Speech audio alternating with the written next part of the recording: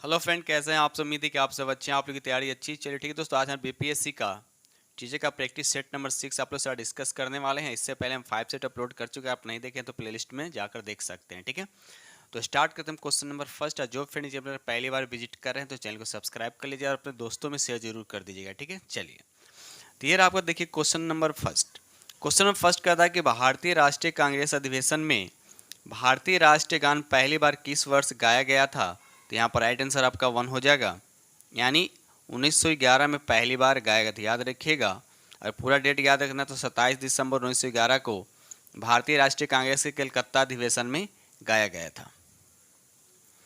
Question number यहाँ पे 2 कहता है कि नंदा देवी राष्ट्रीय उद्यान किस राज्य में। बिल्कुल इजी प्रश्न है। तो ये उत्तराखंड में कहाँ है, याद रखिएगा, ये उत्तराखंड में है। नंदा देवी राष्ट्रीय उद्यान कहाँ है, ये उत्तराखंड इसका राइट आंसर हो जाएगा। ठीक है, चलिए क्वेश्चन नंबर यहाँ पे 3 कहता है कि उन पशुओं को क्या कहा जाता है जो पौधों और पशु दोनों को खाते। सिंपल सा, तो यहाँ पर राइट आंसर आपका 4 हो जाएगा, उसको सर्वाहारी कहते हैं। सिंपल सा प्रश्न दे रखा है। क्वेश्चन नंबर यहाँ पर 4 कहता है कि निम्नलिखित में कौन सी महारत्न दर्जा प्राप्त कंपनी नहीं है। तो यहाँ पर राइट आंसर आपका 4 हो जाएगा, यानी MTNL जो है ये महारत्न कंपनी नहीं है। बाकी IOCL, गेल और भेल जो तीनों आपको क्या है, महारत्न कंपनी है। ठीक है, चलिए क्वेश्चन नंबर यहाँ पर 5 कहता है निम्नलिखित में किसे आधुनिक वनस्पति विज्ञान का जनक माना जाता है। तो इसका राइट आंसर आपका 3 हो जाएगा। कार्ल लिनियस को, याद रखिए, कार्ल लिनियस को माना जाता है। तो राइट आंसर आपका यहाँ पे 3 हो जाएगा।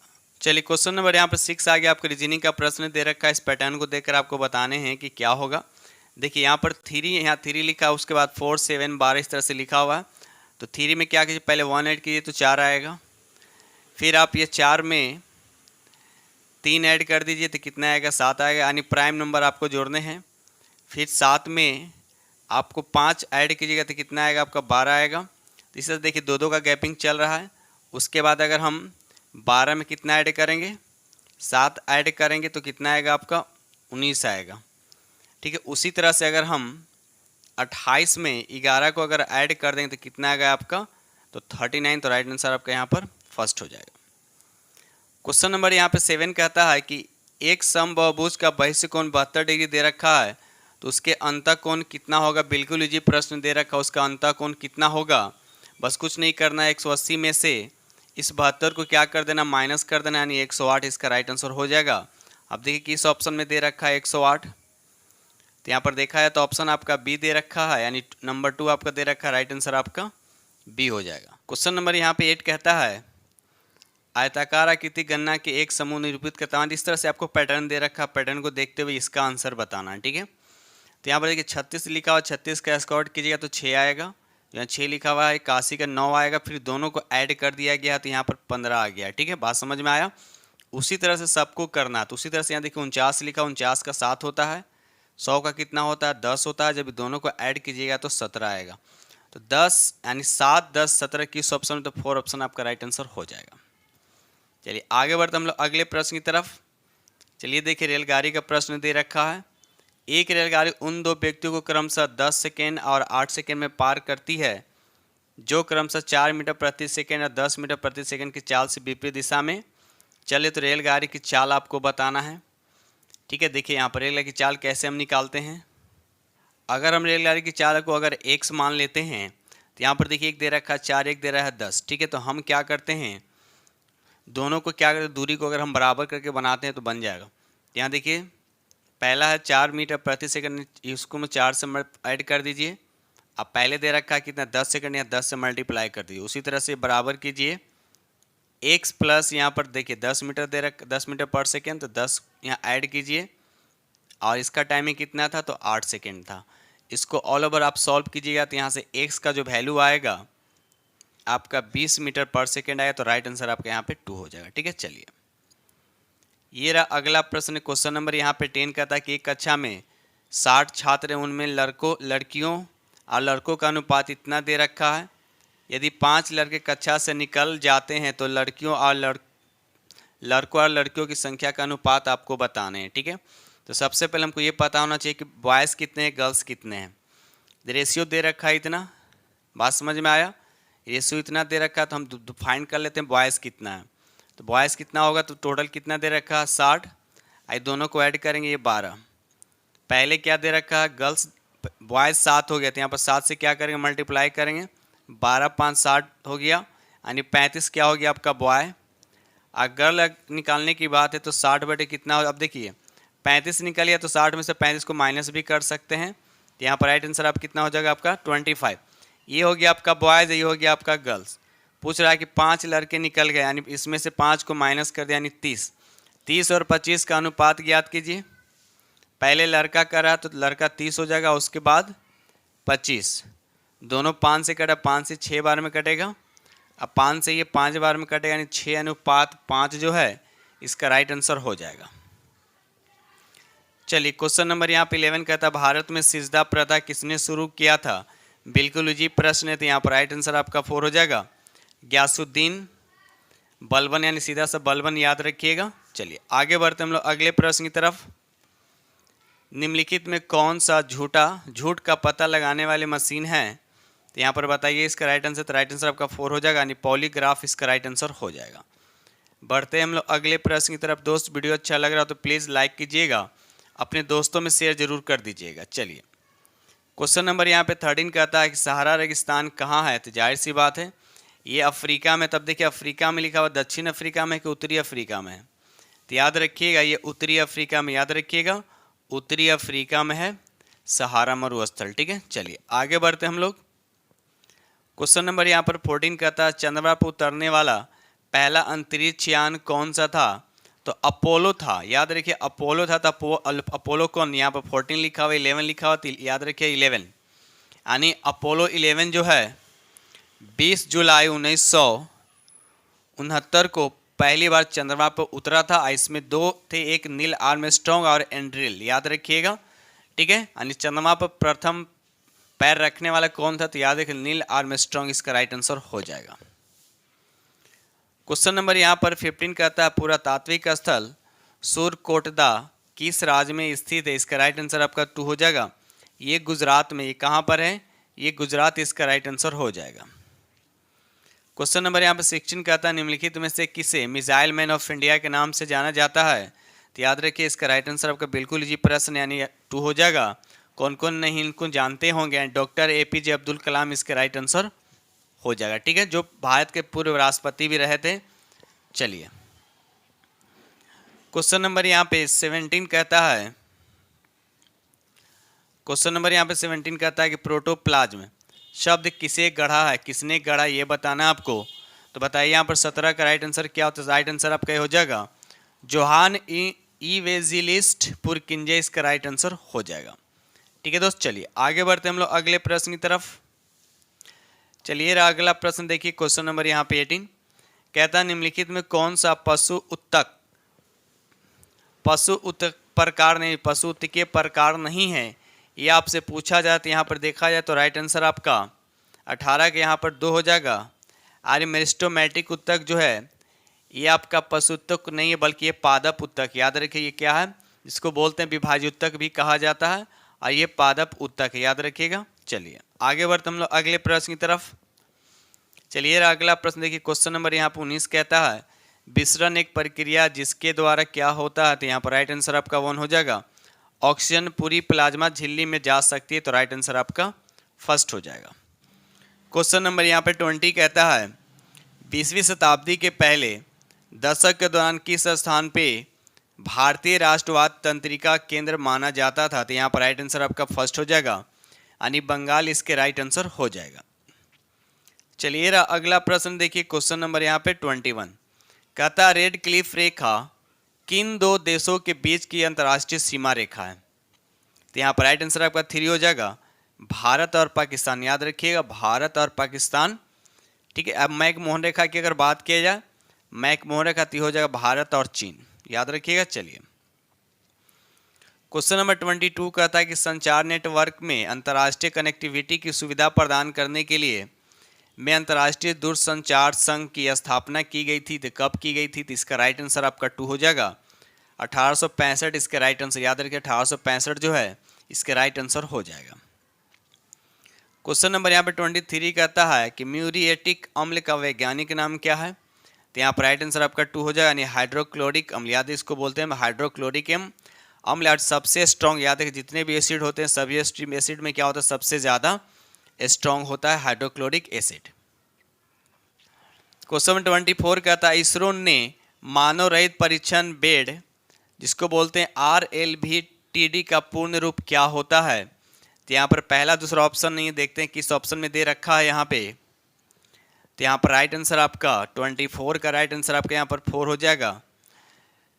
Reusable satellite launch vehicles technology demonstrator इसका राइट आंसर हो जाएगा। चलिए अगला प्रश्न देखिए, क्वेश्चन नंबर यहाँ पे 25। क्वेश्चन नंबर 25 कहता है कपास के रेशों को बीजों से अलग करने की प्रक्रिया को क्या कहा जाता है। तो यहाँ पर राइट आंसर आपका हो जाएगा ओटाई इसका राइट आंसर, याद है ओटाई इसका राइट आंसर हो जाएगा। क्वेश्चन नंबर यहाँ पे 26 कहता है भारत के इनमें से किस राज्य में यूरेनियम का सबसे बड़ा भंडार मौजूद है। तो यहाँ पर राइट आंसर आपका बताना कि कौन हो जाएगा। तो राइट आंसर आपका 2 हो जाए, आंध्र प्रदेश इसका राइट आंसर हो, याद रखिएगा आंध्र प्रदेश भारत में यूरेनियम का सबसे बड़ा उत्पादक राज्य है। क्वेश्चन नंबर यहाँ पे 27 कहता है क्रिकेट में गेंदबाजी की चाइना मैन शैली का नाम रखा गया था, आपको बताना है इसका राइट आंसर क्या होगा। तो राइट आंसर आपका यहाँ पर 4 हो जाएगा। चीन मूल के एक वेस्ट इंडीज के गेंदबाज के नाम पर रखा गया, राइट आंसर आपका 4 हो जाएगा। क्वेश्चन नंबर यहाँ पे 28 कहता है निम्नलिखित में से किसने सबसे पहले आज़ाद हिंद फौज के गठन की कल्पना की थी। तो बताइए यहाँ पे 28 का राइट आंसर क्या होगा। तो यहाँ पर राइट आंसर आपका 3 यानी मोहन सिंह इसका राइट आंसर, याद रखिएगा मोहन सिंह इसका राइट आंसर हो जाएगा। क्वेश्चन नंबर यहाँ पे 29 कहता है कि भारतीय संविधान में मौजूद केंद्र के साथ संघ की अवधारणा ली गई, तो आपको बताना है किस देश से ली गई। तो इसका राइट आंसर आपका 3 हो जाएगा, यानी कनाडा देश से ली गई, राइट आंसर आपका 3 हो जाएगा। ये रहा अगला प्रश्न देखिए, क्वेश्चन नंबर यहाँ पे 30 कहता है कि प्लासी का युद्ध ईस्ट इंडिया कंपनी और किनके बीच हुआ था। तो इसका राइट आंसर आपका याद रखिएगा 30 का राइट आंसर आपका 1 हो जाएगा। बंगाल के नवाब के बीच, याद रखिए प्लासी का युद्ध हुआ था कब और अंग्रेजों की तरफ से नेतृत्व कौन किया था। तो रॉबर्ट क्लाइव, याद रखिएगा। ये युद्ध कब हुआ था, ये युद्ध याद रखिएगा 23 जून 1757 ईस्वी को हुआ था। क्वेश्चन नंबर यहाँ पे 31 कहता है कि भारत के राष्ट्रपति किस समुदाय के 2 सदस्यों को लोकसभा में मनोनीत करते हैं। तो याद रखिएगा इसका राइट आंसर आपका 3 हो जाएगा। एंग्लो इंडियन, याद रखिए एंग्लो इंडियन और किस अनुच्छेद के तहत, याद रखिए 331 अनुच्छेद के तहत, ठीक है। चलिए क्वेश्चन नंबर यहाँ पे 32 कहता है ट्रैकिया मानव शरीर के किस तंत्र का भाग है। ट्रैकिया बताना मानव शरीर के किस तंत्र का भाग है। तो यहाँ पर राइट आंसर आपका 2 हो जाएगा। ये श्वसन तंत्र का भाग, याद रखिएगा श्वसन तंत्र का भाग है, ठीक है। चलिए दोस्त वीडियो को लाइक कीजिएगा, जो फ्रेंड चैनल पर पहली बार विजिट कर रहे हैं तो चैनल को सब्सक्राइब जरूर कर लीजिएगा। चलिए क्वेश्चन नंबर यहाँ पे 33 कहता है निम्नलिखित कोशिकाओं में से किसने कोशिका की आत्मघाती थैली कहा जाता है। किसे आत्मघाती थैली कहा जाता है, बताइए इसका राइट आंसर क्या होगा। तो यहाँ पर राइट आंसर आपका पहला ही हो जाएगा लाइसोसोम इसका राइट आंसर, याद रखिएगा लाइसोसोम इसका राइट आंसर हो जाएगा।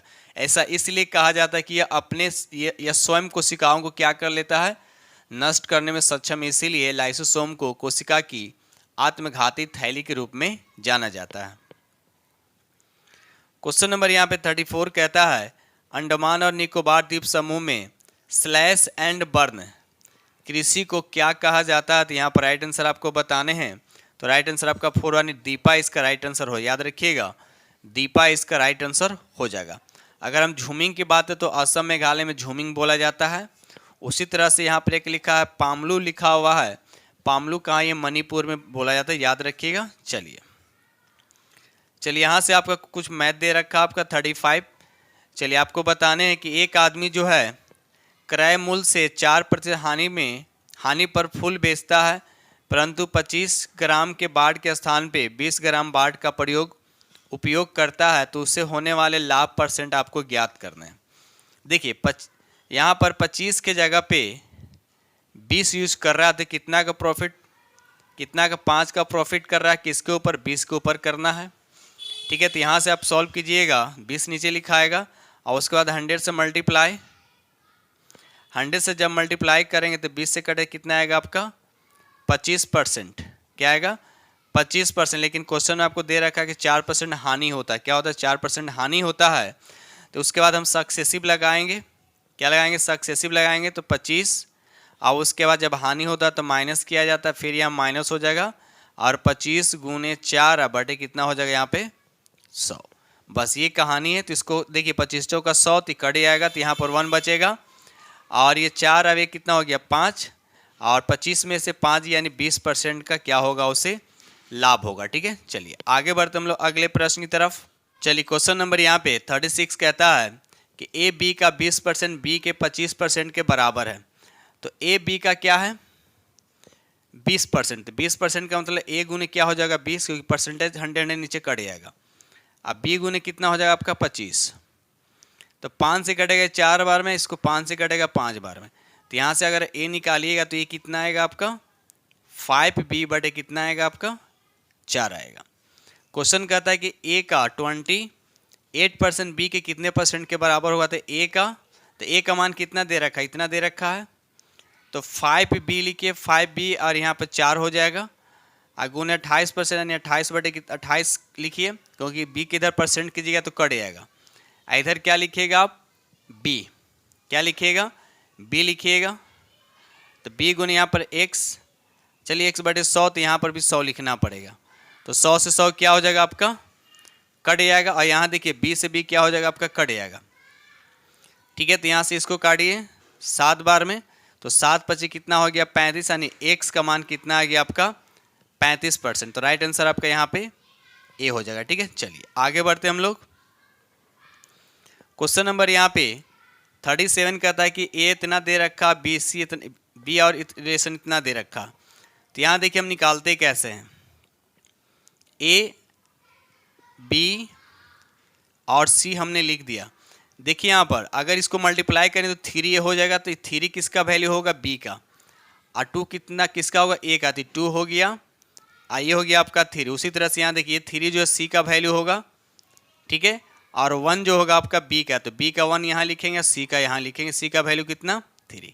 अब 3 को इस 3 को एक्सटेंड कर दीजिए यहाँ पर तो 3 हो जाएगा। इस 1 को यहाँ बढ़ाकर कर दीजिए ऐसे। इसको गुना कर 2 में 1 से मल्टीप्लाई करेंगे 2 होगा। इन दोनों गुना कीजिए तो आपका 3 आएगा। इन दोनों गुना कीजिए तो 9 आएगा। कितना आएगा 9 आएगा, यानी 2 3 9। 2 3 9 यानी राइट आंसर आपका यहाँ पे 3 पे जा रहा है। 2 3 9 यानी राइट आंसर आपके यहाँ पे 3 हो जाएगा। ठीक है, चलिए ये रहा अगला प्रश्न। देखिए क्वेश्चन नंबर यहाँ पे 38 कहता नरेश और सुरेश की आयु का अनुपात इतना दे रखा है। ठीक है, उनके आयु का जो कितना है आपका 44। तो दोनों का जो किसके बराबर है 44 का, यानी 44 बटे कितना हो जाएगा आपका 11। ठीक है, 15 वर्ष बाद उनके आयु का अनुपात बताना है। तो हम क्या करते हैं निकाल लेते हैं दोनों का। तो पहले हम जो पहले उसका तो हम 6 वाला का निकाल लेते हैं, नरेश का पहले निकालते हैं। ठीक है, उसके बाद हम सुरेश का निकालते हैं। गर्चों का कितना हो जाएगा 44, यानी 4 बार में एन का वैल्यू कितना आ गया 24 आ गया। एन का 24 हो जाएगा। ठीक है, यानी एन से नरेश हो गया, सुरेश का नहीं एस। तो इसका कितना होगा टोटल कितना 44 है। तो 44 में से अगर हम 24 को माइनस करें तो 20। फिर करा कि 15 वर्ष बाद उनके आयु का अनुपात कितना। तो दोनों में हम क्या करेंगे 15 हम ऐड कर देंगे। क्या करेंगे हम दोनों में 15 ऐड कर देंगे और उसके बाद इसका हम रेशियो निकाल लेंगे। ठीक है, तो जब ऐड कीजिएगा तो ऊपर 39 आएगा। ये कितना आएगा आपका ये 35 आएगा। कटेगा नहीं कटा, 39 अनुपात 35। तो 39 अनुपात 35 राइट आंसर आपके यहाँ पे 3 हो जाएगा। ठीक है, चलिए आगे बढ़ते हम लोग अगले प्रश्न की तरफ। चलिए यहाँ पर देखिए क्वेश्चन नंबर यहाँ पे 39 कहता है का महत्तम सपवर्तक आपको ज्ञात करना। जब भी इस तरह का फ्रैक्शन का महत्तम सपवर्तक निकालना होगा तो ऊपर वाला का महत्तम निकाला जाता है, नीचे वाला का लघुत्तम निकाला जाता है। लेकिन अगर आपसे लघुत्तम सपवर्तक पूछता तो ऊपर वाले का लघुत्तम सपवर्तक और नीचे वाले का महत्तम सपवर्तक निकालते हैं। तो खैर यहाँ पर आपको निकालना है आपको क्या महत्तम सपवर्तक। तो ऊपर वाले का जब महत्तम निकालिएगा तो 1 आएगा। क्या आएगा 1 आएगा। तो एक ऑप्शन तो यहाँ भी दे रखा है, यहाँ भी, ये दोनों नहीं होगा। ठीक है, और नीचे वाला का क्या एलसीएम निकालना है। तो सबका एलसीएम निकालिएगा तो 2 और 4 का एलसीएम 4 होगा, यानी 60 आएगा। कितना आएगा 60 आएगा। निकालिएगा तो राइट आंसर आपके यहाँ पर 2 हो जाएगा। ठीक है, चलिए आगे बढ़ते हम लोग अगले प्रश्न की तरफ। चलिए थोड़ा सा इसको छोटा कर देता हूँ। ठीक है, ये पैटर्न आपको दे रखा है ये पैटर्न के अकॉर्डिंग आपको बताने कि यहाँ पर क्या होगा।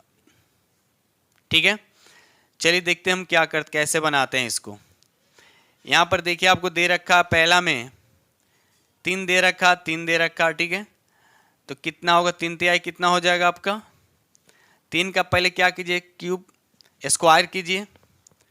3 का स्क्वायर प्लस 3 का स्क्वायर अब बाई 2 कर दीजिए, बस यही है। तो 3 तिहाई 9, 3 तिहाई 9, तो दोनों को 18, उसके बाद 2 से डिवाइड, तो आपका 9 आ जाएगा। उसी तरह से यहाँ पर 3 तिहाई 9 हो जाएगा, और यहाँ पर 81 हो जाएगा। तो 81 9 जोड़ें कितना होगा, 90। और जब 2 से भाग करेंगे तो कितना आएगा आपका, 45। तो उसी तरह से इसको निकालिए, इस 2 का क्यूब 4, फिर 2 का क्यूब, 2 का स्क्वायर, क्यूब नहीं स्क्वायर, 2 का स्क्वायर 4, फिर यहाँ 2 तो इसका भी 4 हो जाएगा। और फिर 2 से हम क्या करेंगे, भाग करेंगे, तो 4 और 4 जोड़ें तो कितना 8 होगा। और 2 से भाग करेंगे तो यहाँ पर 4 आएगा। तो राइट आंसर आपका यहाँ पर पहला हो जाएगा। ठीक है दोस्तों, इस तरह से हमने आप लोग के साथ 40 MCQ डिस्कस किया हूँ, और उम्मीद करता हूँ कि आप लोग को पसंद आएगा। अगर पसंद आए तो प्लीज़ लाइक कीजिएगा, अपने दोस्तों में शेयर जरूर कीजिए। इसी के साथ हम वीडियो करते हैं।